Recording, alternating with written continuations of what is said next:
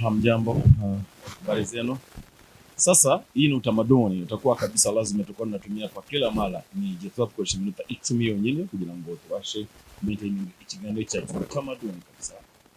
Utamaduni yani yetu tuvuze utamaduni kenshi tukunze kubyita ngo utamaduni bisanzwe, kumbe ni utamaduni ni nk'umuco wait umuco utamaduni ni umuco culture then hapa tuganiramo ibihe byose bishoboka kujya kera kwibutsa ukuntu twabayeho kuri mu gisirikare. Hari no abakangurira abasirikare cyane aba retired abazehe bari yongiye batakibwo tuntu twishi cyane bari abinjiye bakiriri bashyiraho morale za kera zo muri NRM bakwibutsa turirimbo twa kera.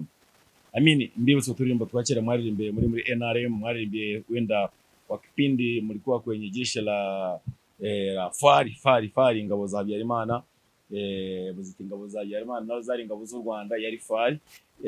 Hanyuma mu kwibutsa ukinjira mu nkotanyi, mu kwibutsa binjiye mu gisirikare cya Tanzania, ari naho twakuye indirimbo. Ngira ngo Tanzania bari bafite indirimbo kera bajyaga baririmba, ndajya mbahereza amateka y'indirimbo mbaha kujyanisha no kugenda mumenya utuntu tumwe n'utundi. Mumenye indirimbo zashishuwe, indirimbo twashishuye mu gihe bamwe bagiye kunyanga abandi bankunde, reka tuzatuganira ibintu bya kawaida. Turaganira ku ndirimbo zimwe twagiye dushira nka Majeshi Makali, mwarayikunze muyibona Robert ayiperforminga neza nyine umusore ndi umwana muto cyane ndi Koporo Sergeant aho nari Sergeant. Indirimbo ndayiperforminga irakundwa, numva ko ari Robert waririmbiye melody, kumbe twafashe melody na rhythm biva mu ndirimbo y'Abatanzania ya gospel tuhinduramo iyo ndirimbo Majeshi Makali. Ibyo nibyo tugomba kuvuga kuko twarakuze turanakizwa, abandi baranabiza especially abantu bavuye Tanzania. Ni indirimbo muzi yakunze kuririmba ivuga ngo Wanaisraeli kutoka toka Misiri na na na na na gose melody nimwe, just twicyo twakoze ni ikintu kimwe. Tukandika tugashyira mu majwi tukavuga majeshi ya RDF mwaka 1990.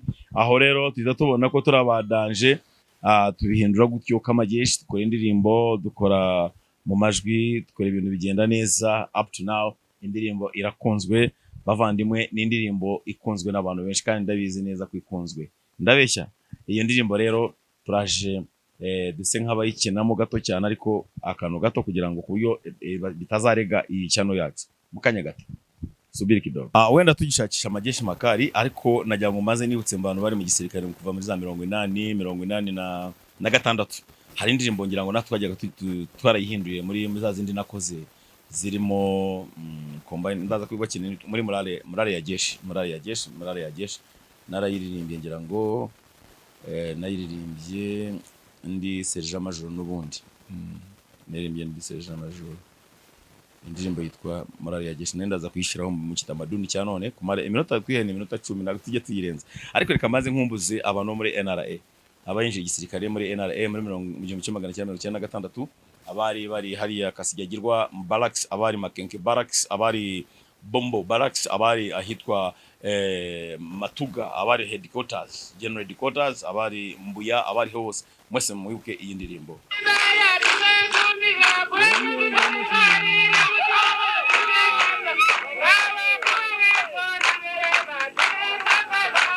Morale kumbukeni tena.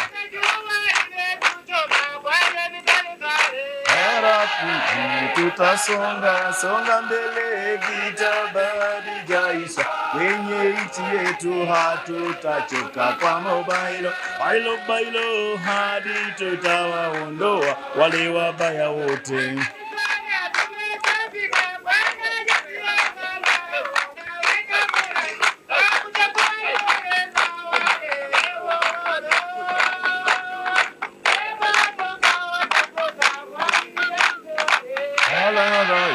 Tutasonga.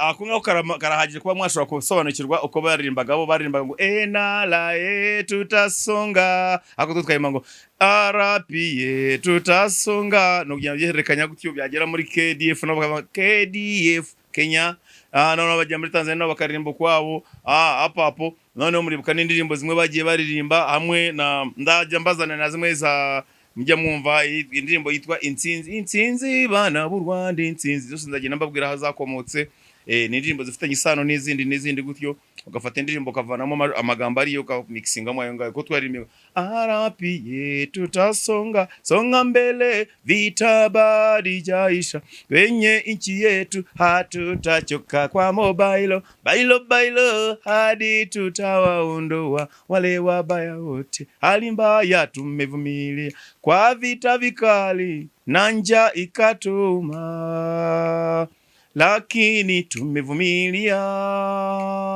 hadi tukashinda vita, ni vita vikali. RPA hako ni RPA, sisi tunabadilisha tunaimba RDF tutashi nibyo.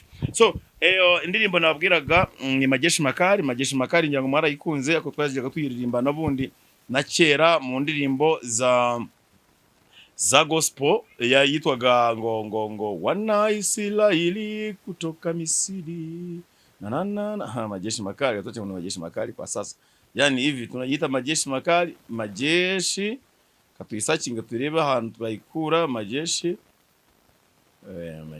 Makali mnatangira miragenda muraza kumpa fine mwe muzahita mujye muna typing mvuge tuzaye dukora igitaramo turirimba indirimbo dukore utamaduni tunibukiranye ukuntu byagendaga na twa turirimbo twose twa agakoma gaceya mvungure n'ibishimbo bakuzurize mironko utahuje kuryama ako nagutahi wanyu mu kivera mu ndaki cyangwa mu nyata uramenye utarota abo wasizi wanyu utari bubasange wayinkotanyi kije bara kuririmbaga indirimbo kahita uvuga tukarabaye kalisa abantu bikarama marabyibuka muri aho abinjiriye gishuro muri aho aya Majeshi Makali abo mbitambo waliyo back nkabambo niho gusuzuma umuntu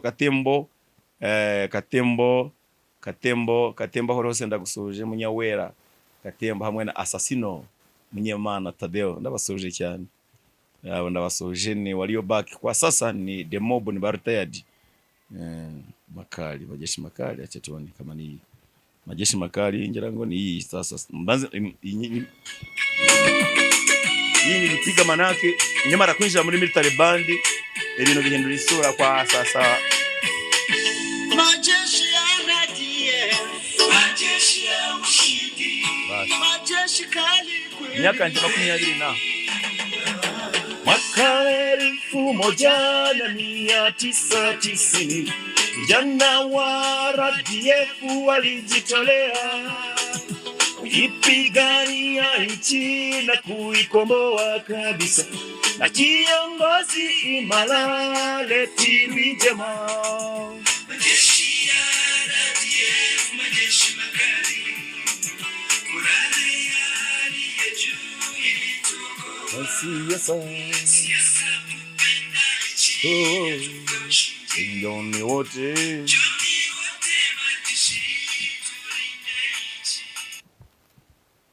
mutegereje ko nkomeza kandi ubwo amasaha yaturangiranye. So ibi no kuopeninga kugira ngo byibura uko byagenda kose iki kiganiro tugenda tucyongeraho uko tuzatubona abantu ari benshi na comments zanyu mudusaba ko dukomeza gukora ibitaramo buri munsi tuzadukora indirimbo tuzishyiremo tunibukiranye namwe kandi tuzabashyiraho nomero umuntu ushaka kuririmba azajya dutelefona direct adutelefona ya masaha tuyubahiriza saa 2 zuzuye bizaba ari umwanya w'ikiganiro cya The Mob retired waliyo pambana abarwanyeho saa 2 zuzuye mu Kadomongo pa uzahamagare uzasanga turi ku murongo turi mu kiganiro saa 2 zuzuye nzaba nikeye hano imbere ya studio kugira ngo tuganire namwe. Hanyuma rero ngira ngo iminota yacu ibaye nkaho isa nkirangira nkaba mbasaba nti ndekera hano ikiganiro kugira ngo mutazabona ko ndi umugabo utuzuza gahunda. Iyi niyo minota twagambiriye kuzajya tushira kuri kiganiro cyacu. Asante sana.